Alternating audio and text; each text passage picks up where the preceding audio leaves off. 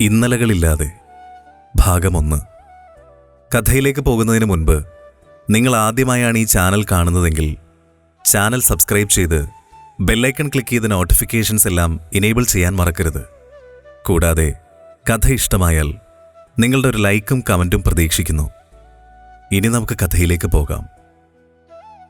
ഒരു പോലീസുകാരൻ്റെ ഭാര്യ മയക്കുമരുന്ന് കേസിൽ ജയിലിൽ കിടന്നവളാണെന്ന് നാളെ ആരെങ്കിലുമൊക്കെ പറഞ്ഞാൽ നിനക്കറിയാലോ, IPS എൻ്റെ സ്വപ്നമാണ്. അത് കിട്ടാത്തതുകൊണ്ട് എനിക്ക് ഈ സർവീസിലൂടെയെങ്കിലും മുകളിലേക്ക് കയറാം. അവിടെയെല്ലാം ഇതൊരു കറയായി കിടക്കും. കിഷോർ അതും പറഞ്ഞ് യദുവിനെ നോക്കി. എല്ലാം ഗെയ്യൂൻ്റെ എടുത്തുചാട്ടം കൊണ്ട് പറ്റിയതാ. എൻ്റെ കൈക്ക് കയറി പിടിച്ചവനെ ഞാനൊന്നും ചെയ്തില്ലല്ലോ. അവൾ കയറി തല്ലി. അതും ഇത്ര പബ്ലിക്കായിട്ട് ഒരാണിനെയൊക്കെ തല്ലുക എന്നൊക്കെ പറഞ്ഞാൽ അതല്ലേ എല്ലാത്തിനും കാരണം. ഒന്ന് മാപ്പ് പറഞ്ഞാൽ എല്ലാം തീർന്നേനെ. അപ്പോൾ അവൾക്ക് വാശി. അതിപ്പോൾ എവിടെ വരെയായി? അതുകൊണ്ടിപ്പോൾ എൻ്റെ ഏട്ടനും എല്ലാവരും കിടന്ന് വിഷമിക്കുന്നില്ലേ? എല്ലാം ഒപ്പിച്ച് വെച്ചിട്ട് അവൾ അകത്ത് കയറി വാതിലടച്ചിരിക്കുക. ഒന്നും അറിയണ്ടല്ലോ. മീനു ദേഷ്യത്തോടെ പറഞ്ഞു. സുജയ, അവൾ കഴിച്ചോ? ഇല്ല, കഴിച്ചിട്ടില്ല. ഞാൻ വിളിക്കാൻ പോയില്ല. അവളിരുന്ന അവർക്ക് ബുദ്ധിമുട്ടാവില്ലേന്ന് കരുതി. അതാ ഞാൻ പിന്നെ അതെന്തായാലും നന്നായി. അവളിരുന്ന അവർ കഴിക്കാൻ മടിച്ചേനെ. രാമകൃഷ്ണനും അത് ശരിവെച്ചു. ഗായത്രി ചെവി അടയ്ക്കാൻ എന്ന പോലെ കൈ രണ്ടും കൊണ്ട് ചെവി അടച്ചിരുന്നു. ഇല്ല, ഇനിയൊരു മടങ്ങിപ്പോക്ക് തനിക്കില്ല. ആരുമില്ല കൂടെ. എങ്ങോട്ടെന്നറിയില്ല. ഇനി എന്താന്ന് കൂടി അറിയില്ല. എന്നാലും തോൽക്കാൻ അവൾ തയ്യാറായില്ല. അവൾ പതിയെ കണ്ണുകൾ അടച്ചു. ഗായത്രി ഞെട്ടി എണീറ്റ് നോക്കിയപ്പോൾ ബസ് നിൽക്കുന്നു. എന്താ, എന്തുപറ്റി? അവൾ അടുത്തിരിക്കുന്ന വല്യമ്മയോട് ചോദിച്ചു. അറിയില്ല മോളെ, എല്ലാവരും ഉറങ്ങുവാണ്. വാ, നമുക്ക് നോക്കാം. വണ്ടി കേടായതാണെന്നാ തോന്നുന്നേ. അതും പറഞ്ഞ് അവർ എണീറ്റ് പോയി. അവൾ തല പുറത്തേക്കിട്ട് നോക്കി. എല്ലാവരും ഇറങ്ങി നിൽക്കുകയാണ്. അതെ കുട്ടി, വണ്ടി പോകില്ല. വേറെ വണ്ടിയിൽ പോകേണ്ടി വരും. വാ, നമുക്കിറങ്ങാം. അവളും ആ വല്യമ്മയും കൂടി ഇറങ്ങി. ഞങ്ങൾ കാറ് വിളിച്ചാണ് പോകുന്നത്, വരുന്നുണ്ടോ? അതും പറഞ്ഞുകൊണ്ട് ഒരുവൻ അവളുടെ അടുത്തേക്ക് വന്നു. ഇല്ല, ഞാനില്ല. എൻ്റെ വഴി വേറെയാ. നിങ്ങൾ പൊക്കോ, അവൾ പറഞ്ഞു. ഒരു പെൺകൊച്ച് തനിയെ നിന്നാ അപ്പം വന്നോളും. ഓരോ അവന്മാർ പറഞ്ഞുകൊണ്ട് വല്യമ്മ അങ്ങോട്ട് വന്നു. അവന്മാർ പതിയെ പുറകോട്ട് വലിഞ്ഞു. മോൾക്ക് എങ്ങോട്ടാ പോകേണ്ടത്? ഞാൻ പോകുന്നത് തോട്ടക്കാട്ടുകരയ്ക്കാ. ഇവിടെ നിന്ന് അരമണിക്കൂർ യാത്ര. മോൾക്ക് എത്ര ദൂരമുണ്ട്? എനിക്ക് എങ്ങോട്ട് പോകണമെന്നറിയില്ല. കരയേണ്ടെന്ന് കരുതിയെങ്കിലും അവളുടെ കണ്ണ് നിറഞ്ഞു. കുറ്റിക്കാടപ്പുറം കാണാത്ത താൻ ഇത്ര ദൂരം. അവൾ ഇരുട്ട് പരക്കുന്നത് നോക്കി.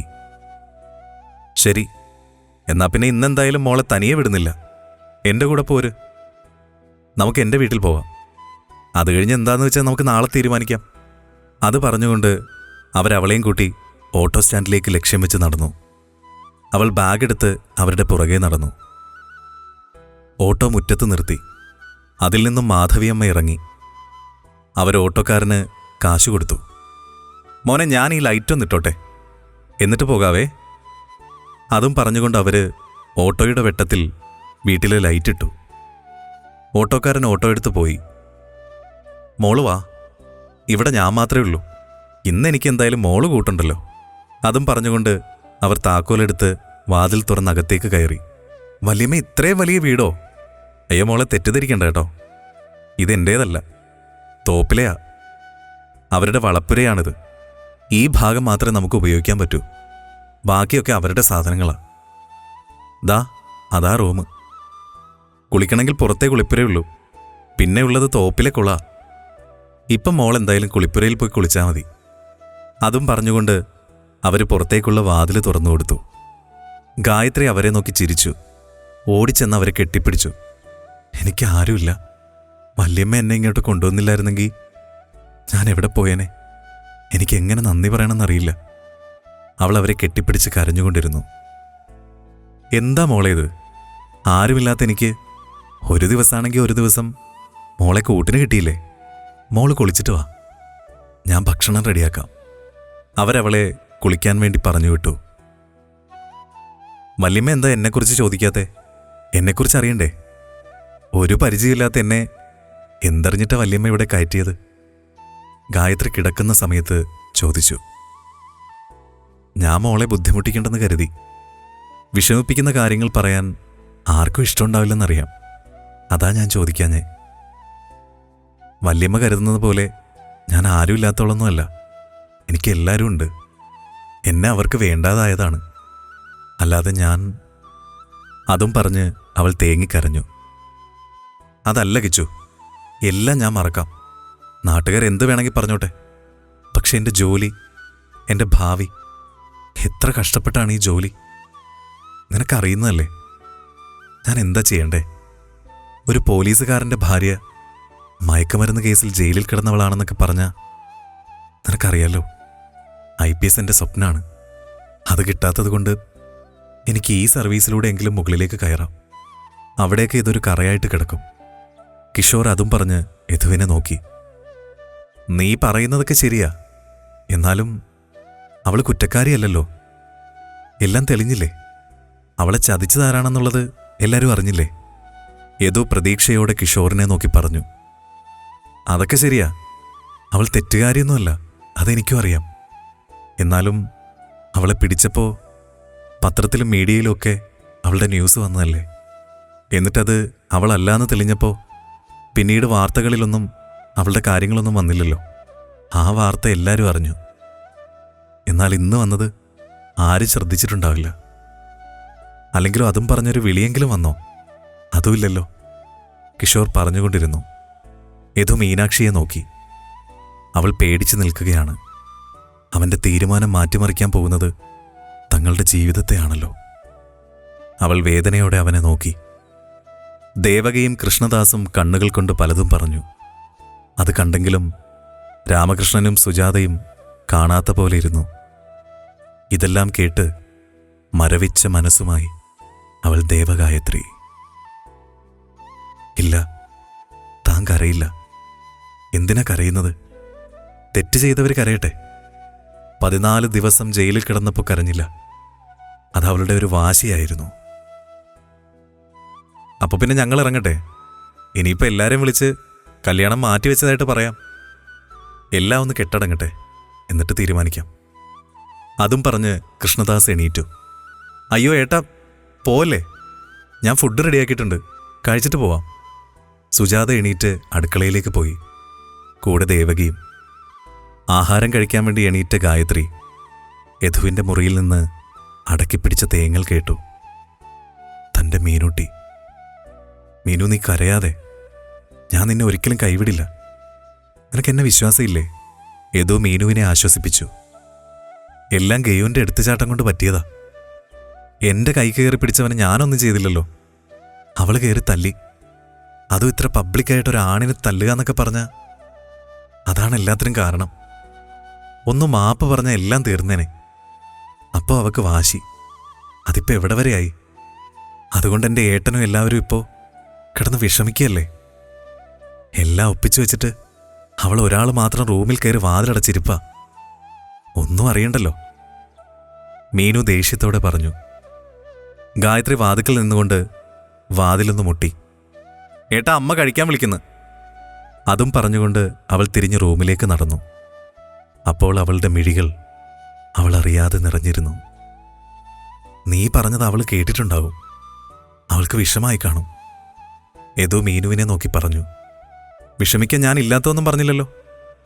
മീനുവിന് ദേഷ്യം തന്നെയായിരുന്നു. അതും പറഞ്ഞുകൊണ്ട് അവൾ റൂമിൽ നിന്ന് ഇറങ്ങി.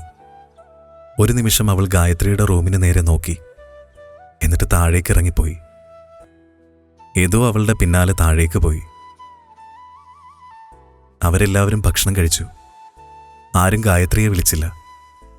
ആരും അവളുടെ സാമീപ്യം അവിടെ ആഗ്രഹിച്ചില്ല. ഭക്ഷണം കഴിച്ചതിന് ശേഷം അവർ യാത്ര പറഞ്ഞു പോയി. സുജേ, അവൾ കഴിച്ചോ? ഇല്ല, കഴിച്ചിട്ടില്ല. ഞാൻ വിളിക്കാൻ പോയില്ല. അവൾ ഇരുന്നാൽ പിന്നെ അവർക്ക് ബുദ്ധിമുട്ടാവില്ലെന്ന് കരുതി. അതാ ഞാൻ പിന്നെ... അതെന്തായാലും നന്നായി. അവളിരുന്ന അവർ കഴിക്കാൻ മടിച്ചേനെ. രാമകൃഷ്ണനും അത് ശരിവെച്ചു. അവളില്ലാത്തതുകൊണ്ടാ. അവർ നന്നായിട്ട് കഴിച്ചു. സുജ അത് പറഞ്ഞുകൊണ്ടിരിക്കുമ്പോൾ ഗായത്രിയെ കണ്ടു. സുജയുടെ മുഖം അവളെ കണ്ട് വിളറി. അവളൊന്നും മിണ്ടാതെ അടുക്കളയിലേക്ക് പോയി ജഗ്ഗിൽ വെള്ളമെടുത്ത് റൂമിലേക്ക് പോയി. മോളെ ഞാൻ സുജ വിളറിയ മുഖത്തോടെ എന്തൊക്കെയോ പറയാൻ ശ്രമിച്ചു. ഗായത്രി ഒന്ന് ചിരിച്ചു. പതിയെ അകത്തേക്ക് കയറി വാതിൽ ചാരി നിലത്തേക്ക് ഊർന്നിരുന്നു. പുത്തൻ വീട്ടിൽ രാമകൃഷ്ണനും സുജാതയ്ക്കും 3 മക്കളാണ്. അശ്വതി എന്ന അച്ചു. വിവാഹം കഴിഞ്ഞു.